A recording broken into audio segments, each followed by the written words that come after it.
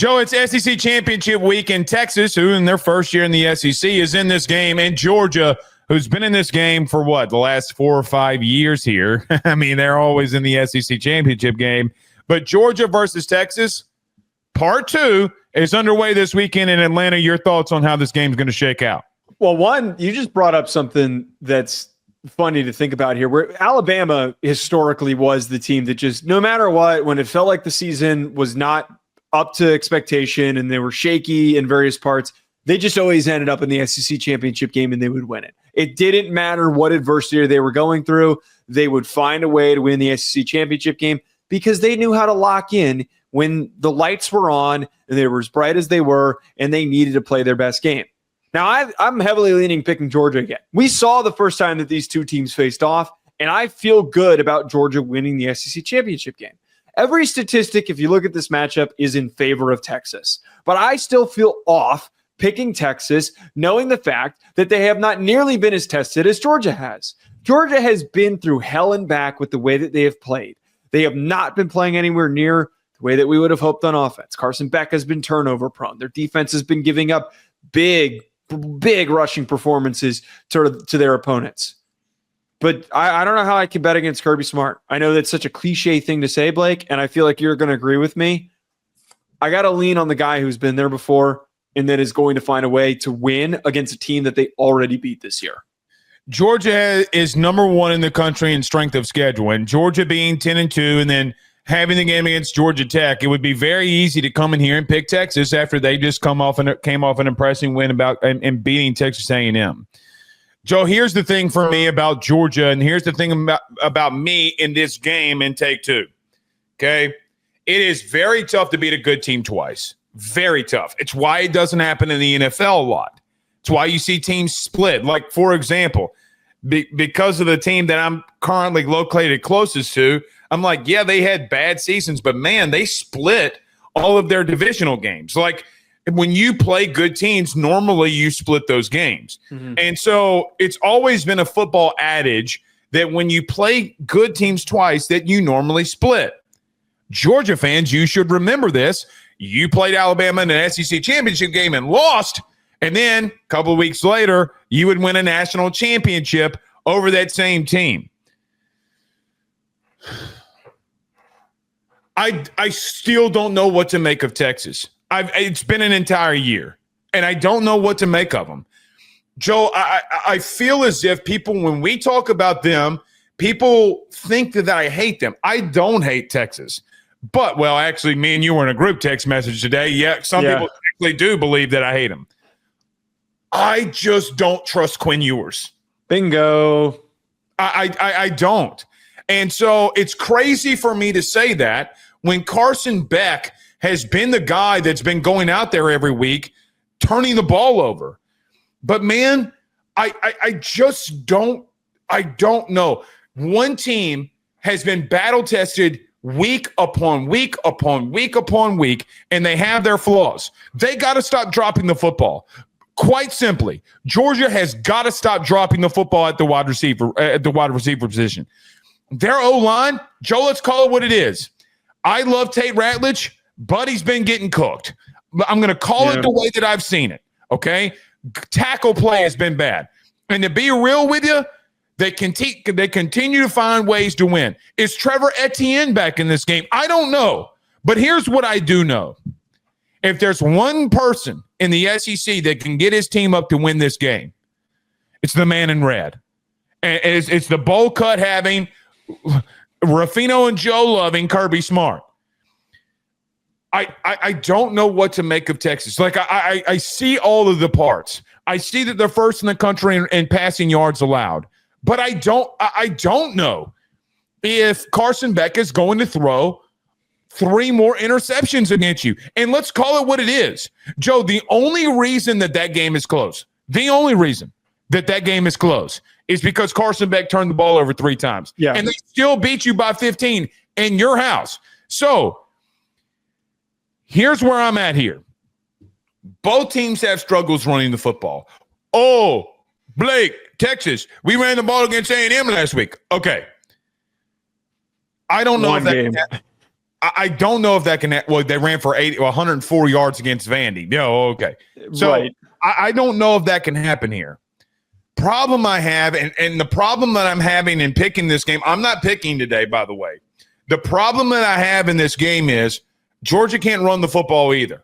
And to be real with you, it's tough for me to get out of my mind what I saw last week from Georgia too. Brother, bottom line, Georgia Tech lined up and punched you in the mouth, and you weren't ready for it. And I know one thing. People can say whatever they want about the University of Texas right now. I know that front seven's going to get off the line of scrimmage and punch you in the mouth. I know you played them. Man, how are you ready? Georgia, can you rebound from the tough season that you had? We're going to find out and see. You brought up the biggest part for me why I lean Georgia is that you faced off with Carson Beck right when he was in the thick of his just like really bad stretch. Like this was one of his worst performances with the picks that he had, and you still couldn't win.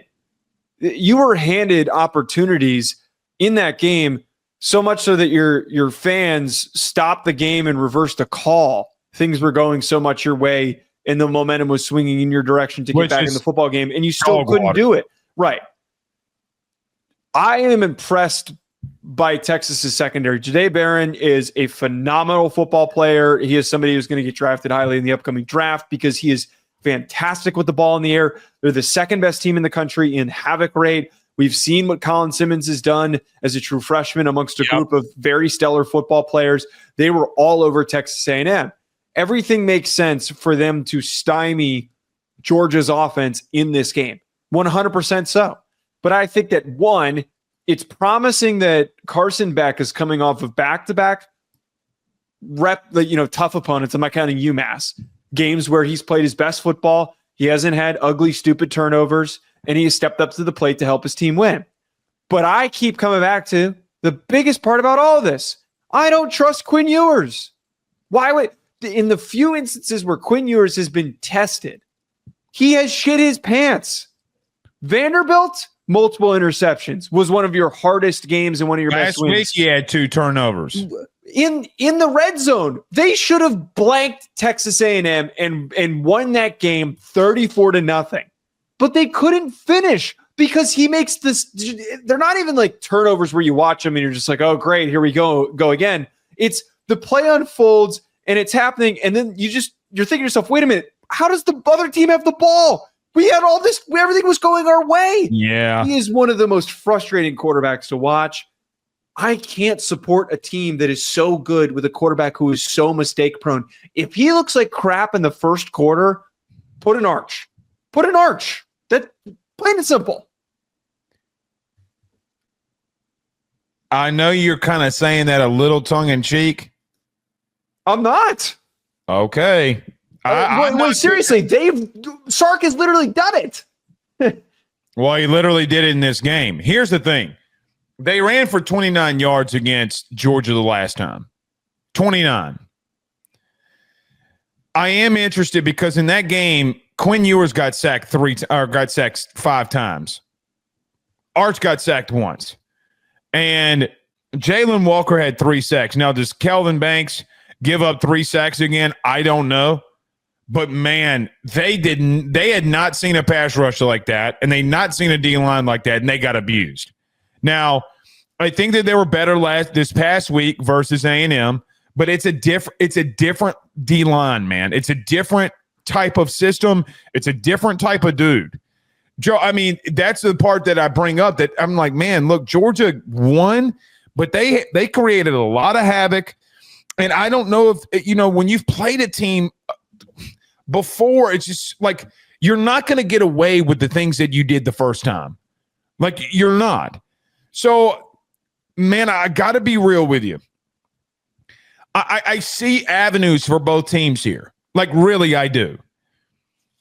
But I'm going to give you a hot take and push back on one thing that you've said here. Uh-oh. I still think Texas's secondary can be had, especially at safety. I don't think that Georgia is the team to do it. I don't.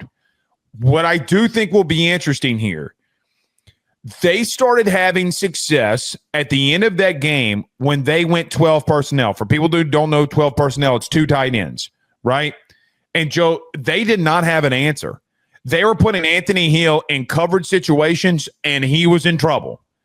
I don't know if I'm Mike Bobo, if I don't run out with the same game plan, we go 12 personnel and we run that thing and we start getting the ball to the big fellas and say, we're gonna make you stop it because you couldn't last time. It's going to be interesting, man. I don't know if Texas is going to be able to run the ball in this game. I don't know if Georgia is going to be able to do it. What's the status of ATN? I don't know. Yeah. But man, Joe, here's what I want to say. I think that they're very much evenly matched teams. Now, last year when we talked about the SEC championship game against Alabama, I told you it was going to be a 3-point game. Joe, it's going to be a 3-point game. I think it's going to come down. It's going to come down to who is able to run the ball the best at the end of the game here. And whatever team is able to establish the line of scrimmage is going to win this football game. By the way, last year came down to 3 points. All I'm saying here is it's going to be a 3-point game. It's going to be a thriller. And I don't know who to pick yet. Come back on Wednesday and I'll tell you my pick. So we'll see. All right.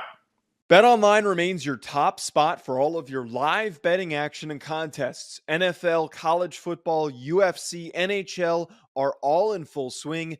BetOnline is your number one source for wagering news, odds, trends, and predictions with both desktop and mobile access at any time. Head to BetOnline today and use promo code BELIEVE, that's BLEAV, for 50% off your first deposit. That is a 50% welcome bonus. BetOnline, where the game starts.